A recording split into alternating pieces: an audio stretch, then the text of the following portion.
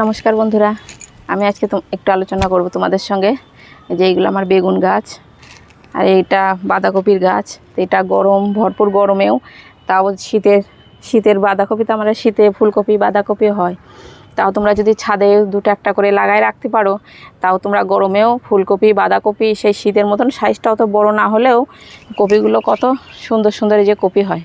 তো এটা আমার কপি আজকে একটু কেটে নেব। তো আমার আটার প্যাকেটেও আরও কিছুটা লাগানো আছে, তো ওই দিকটা একটু ধারের দিকে আছে, অন্যদিকে আছে। আজকেও প্রচণ্ড গরম রোদ্দুর, তো আমি 3টে গাছ নিয়ে এইখানে আসলাম। তো আজকে তোমাদের বেগুন গাছের পরিচর্যাটা, এই গরমে কীভাবে পরিচর্যা করলে গাছের সুন্দর বেগুন হবে সেই বিষয়ে আজকে আলোচনা করব। হয়তো তোমাদের বাড়িতে শীতের বেগুন গাছগুলো আছে, ভালো এখনও ফুল ফুটছে না, বেগুন আসছে না, তো কি পরিচর্যা করলে পরে গাছগুলো আবার সুন্দর হয়ে কচি কচি ডগাগুলো বেরাবে, আবার প্রচুর পরিমাণে তোমাদের বেগুন হবে। তো সে বিষয়ে আলোচনা করছি, তো ভিডিওটা তোমরা দেখো, তাহলে তোমাদের পুরনো বেগুন গাছগুলো হয়তো অনেকেই বেগুন আসছে না বলে গাছগুলো কেটে ফেলে দিচ্ছ, তবে না কেটে ফেলে সেই গাছকে, পুরনো গাছকেও আবার সুন্দর করে নতুন করে বেশ ডালপালা বেড়ায়ে যেন বেগুন ধরে ফুল ধরে সে বিষয়ে আলোচনা করছে। তো তোমরা ভিডিওটা দেখো।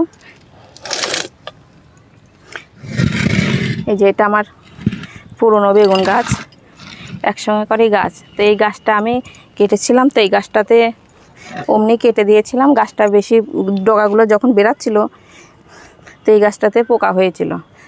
এই গাছগুলো আমি বেশ ছোট্ট ছোট্ট করে শুধু ডাঁটাখান কাণ্ডখান রেখেছিলাম, আর এই গাছগুলো সব কেটে দিয়েছিলাম। এগুলো কিন্তু আমার শীতের গাছগুলো, প্রায় শীতে আমি এই গাছগুলো লাগিয়েছিলাম। তো শীতেও ভরপুর আমি বেগুন পেয়েছি, তার মধ্যেও আমি 1 বিঘা মতন রেখে এই গাছগুলো পুরো কেটে দিয়েছিলাম।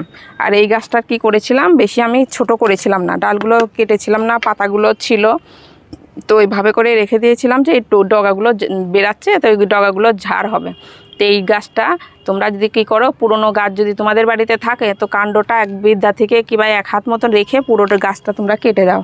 কেটে দিলে কি হবে, এই কচি কচি ডগাগুলো বেরায় গাছটা সুন্দর ঝাড় হয়ে যাবে। কিন্তু এই গাছটা আমি ওইভাবে করে কেটেছিলাম না, এই গাছটা কিছুটা ডালপালা রেখেছিলাম।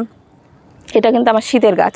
তো এটা আমি কি করব, এখন এই গাছটাতে খুব মাকড় লেগেছে। এই গাছটা যদি তোমরা মনে করো যে কচি কচি ডালপালা আছে, এগুলো আবার বেশি বড় হবে, কিন্তু এটা বড় হবে না, তোমরা কেউ চিনতেই পারবে না যে এটা আমার বেগুন গাছ।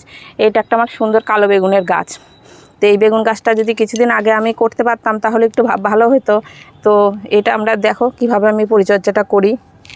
এই গাছটা আমি এখন পরিচর্যা করছি। এই গাছটারই মাসখানেক পরে আমি তোমাদেরকে একটা ভিডিও দেব যে এই গাছটায় আবার কি সুন্দর বেশ ডালপালা বেরাবে, কচি কচি ডালপালা ছেড়ে বেশ ফুল নিয়েই ডগাগুলো বেরাবে, পাতাগুলো তখন বেশ চওড়া চওড়া হয়ে বেরাবে।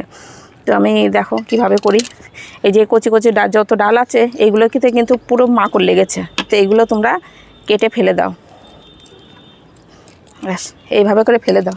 আর এই যে এগুলো তোমরা কেটে কেটে ফেলছো, এইগুলো কিন্তু ভালো গাছের সঙ্গে রেখো না, এগুলো একটা প্যাকেটে ভরে বেশ দূর করে সাইড করে ফেলে দাও, নিচে ছাদ বাগানেই রেখো না তোমরা, নাহলে একটু পুড়িয়ে ফেললে তো ভালো হয়। তবে তোমরা যদি নাও পোড়াতে চাও তাহলে একটু প্যাকেটে ভরে বেশ সাইড করে দূর করে একটু ছুঁড়ে ফেলো। এর মধ্যে সেই লাল লাল মাকড় হয়, সেই মাকড়গুলো আছে। তো এটা যদি তোমরা হাজার পরিচর্যা করো তাহলেও কিন্তু তোমাদের এই গাছটা বেশ সুন্দর হবে না। তো এইখান থেকেই যে আমি কেটে দিলাম। এই যে এর মধ্যে প্রচণ্ড মাকড় আছে, মাকড় সাদা মাছি ভর্তি আছে।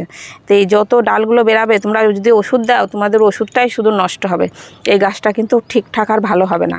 তো গাছে যত পুরনো পাতা থাকবে তোমাদেরকে সেই পাতাগুলো পুরো বাদ দিয়ে দাও। আর এই যে দেখে চেনার উপায় নাই যে এটা বেগুন গাছ, কিন্তু এটা বেগুন গাছ। দেখ এই যে আমি এখন কেটে দিলাম, যে এখন শুধু এই যে কাণ্ডটা আছে, ডাঁটাটা আছে, এই ডাঁটার মধ্যে তোমরা কি করবা সেটা আমি এখন দূর করে প্যাকেট করে ফেলবো, সাইডে একটু রাখলাম। যে কাণ্ডটা আমাদের আছে, এই কাণ্ডর সঙ্গে তোমরা কি করবা, ফাঙ্গিসাইডটা যদি 1 লিটারের হয়তো ছোট ছোট স্প্রে মেশিন যদি তোমাদেরকে থাকে, না হলে একটা বোতল ফুটো করে নিয়ে সেই ঢাকনাটা একটু ছিদ্র করে কিংবা সেফটি পিন দিয়ে ফুটো করে নিয়ে এই ফাঙ্গিসাইড সাপটা একটু গাঢ় ধরনের করে গুলিয়ে নিয়ে তোমরা এই গোটা গাছে স্প্রে করে দিতে পারো। গোটা গাছ বলতে কি, গাছে তো পাতা বলতে কিচ্ছু নাই, শুধু কাণ্ডগুলো আছে। তো এই কাণ্ডগুলোতেই তোমরা এই সাপটা স্প্রে করে দিতে পারো। স্প্রে করে দিয়ে তারপরে এই মাটিটা একটু খুঁড়ে দাও। এই যে এখন আমি ডালপালাগুলো কাটলাম, মাটিটা একটু খুঁড়ে দিতে হবে।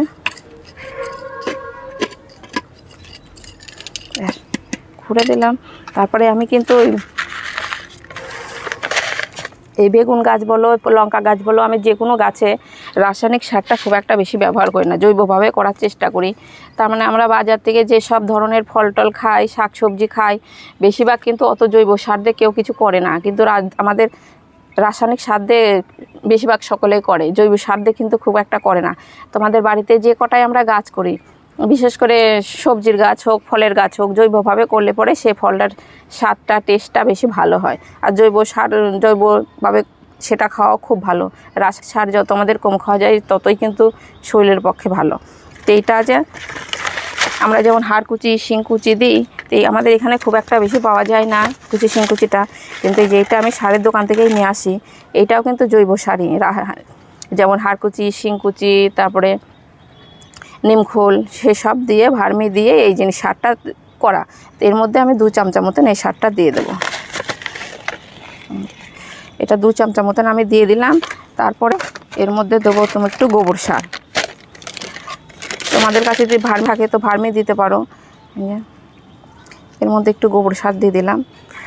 গোবর সারটা একটু কম বেশি হলে কোনো অসুবিধা নাই, গোবর সারটা ঠান্ডা। তো এটা দিয়ে দিলাম। দিয়ে দেওয়ার পরে যে কোনো খাবার দেওয়ার পরেই তোমরা কী করে জল দিয়ে দিও। ব্যাস, আমি গাছে খাবার দিয়ে দিলাম। আর এই ডালগুলো যে আমি এখন কাটলাম, দেখো তোমরা সপ্তাহখানেকের মধ্যেই বেশ কচি কচি ডগাগুলো ছাড়তে লাগবে, কচি কচি ডগাগুলো বেশ বেরাবে। যে যখন দেখবা যে তোমার গাছে কচি কচি ডগাগুলো বেরাচ্ছে, তোমরা পাতাগুলো বুঝতে পারছো, তখন থেকেই সেই ছোট্ট অবস্থাতেই ওষুধ দিয়ে দিতে পারো। এটা দিয়েও সুবাসনাটা, এটা যদি পাও তো এটা বেশি ভালো। আর এটা যদি না পাও, সুবাসনা অবশ্য সব জায়গায় খুব একটা বেশি পাওয়া যায় না, দামটা একটু বেশি। তবে তোমাদের 2 থেকে 3 বার দিলে পরেই গাছটা আর বেশিরভাগ লাগবে না। যখন একটু বড় হয়ে যাবে তখন ওষুধগুলো কিন্তু না দিলেও হয়, তখন ব্যবহার করো ছাই। আর ছোট্ট অবস্থায় তোমরা ছাইটা দিও না। তো এইটা সুবাসনাটা একবার দিয়ে দিও, ছোট ছোট যখন পাতা বেরাবে। এটা যদি না পাও তখন দিও কাকা ওষুধটা। দুটোর কাজ কম বেশি একই, তবে সুবাসনাটার কাজটা একটু বেশি ভালো। তো তখন এটা দিয়ে দিও। আর যখন দেখবা যে বেশ পাতাগুলো একটু সুন্দর হয়ে বড় বড় হয়ে গেছে, তারপরে তোমরা দিয়ে দিতে পারো একটু পটাশ সার। পটাশ সারটা জলে গুলিয়ে, সিঙ্গেল সুপার ফসফেট আর পটাশ সারটা জলে গুলিয়ে দিয়ে দেবা। তারপরে যখন দেখবা যে পাতাগুলো বেরাবে, সেই পাতার সঙ্গে কিন্তু বেগুনের ফুল নিয়েই পাতাগুলো তখন বেরাবে। আর যখন পাতাগুলোর সাইজগুলো একটু বড় বড় হয়ে যাবে, তোমাদের কাছে যদি কাঠকয়লা আর যদি ছাইগুলো থাকে তো সেইগুলোও ছিটিয়ে দিতে পারো। আর না হলে আর একবার করে তখন এই সুবাসনাটা দিয়ে দিতে পারো। সুবাসনাটা নাহলে অথবা কাকা 1 লিটার জলে 1 ml মতো নিয়ে ঝিকিয়ে নিয়ে গোটা গাছে স্প্রে করে দিও। তাহলে কি করবে, বেগুনের পরিমাণটা খুবই বেশি হবে। আমাদের ছাদ বাগানে যেমন আমরা ফুলের গাছ রাখি, তার পাশাপাশি বেশ কয়েকটা লঙ্কা গাছ, বেগুন গাছ, এটা সেটার থাকলে পরে আমাদের সময়ে কত দরকারে লাগে, তো সেইগুলো তখন আমরা নিজেরাই ছাদ বাগান থেকে তখন পেরে নিতে পারি। তো এইভাবে করে পরিচর্যা করলে তোমাদের বাগানে শীতকাল, গরমকাল সারা বছরই তোমরা বেগুন পেতে পারো। তো যে সকল গাছগুলো তোমাদেরকে দেখো যে আমরা এই বেগুন গাছটা নষ্ট হয়ে গেছে, তুলে ফেলে দেবো, তো তোমরা তুলে ফেলো না, ওইভাবে রাখো, গোড়াটা রেখে ওই গাছে আবার পরিচর্যা করো সুন্দর করে। নতুন গাছের থেকেও তোমার বেগুন গাছটা সুন্দর, বেশি ভালো হবে। যেমন এই যে এই বেগুন গাছটাই দেখছো, বেগুনগুলো কত সুন্দর হয়েছে, কিন্তু খাবারের পরিমাণটা একটু কম আছে। এই যে বেগুনগুলো খুব কচি কচি, এগুলো এখনও পুষ্ট হয়নি। এই যে কত বেগুন আছে। আবার এই বেগুন গাছটার বেশ ভালোই বেগুনটা যেই গাছে, তবে এই বেগুন দুটো আমি পাকিয়েছি, অনেকে বিছন চেয়েছে। এই বেগুনের ভালোই বেশ খেতে, স্বাদটা বেশি ভালো। এই যে এইদিকে বেগুন আছে, তারপরে এই যে এইদিকে বেগুন আছে। এই যে কত পরিমাণে বেগুন আছে, এই যে কত সুন্দর সুন্দর বেগুন আছে। তো এই সকল গাছগুলো তোমরা ছাদ বাগানেও বেশ কয়েকটা যদি রাখতে পারো, তো তোমাদের বাড়ির যে বেগুনের চাহিদা সেটা পূরণ হবে। আর নিজের ছাদ বাগানের থেকে যদি বেগুন লঙ্কা তুলে তোমরা তোলো, তার আনন্দটাই আলাদা।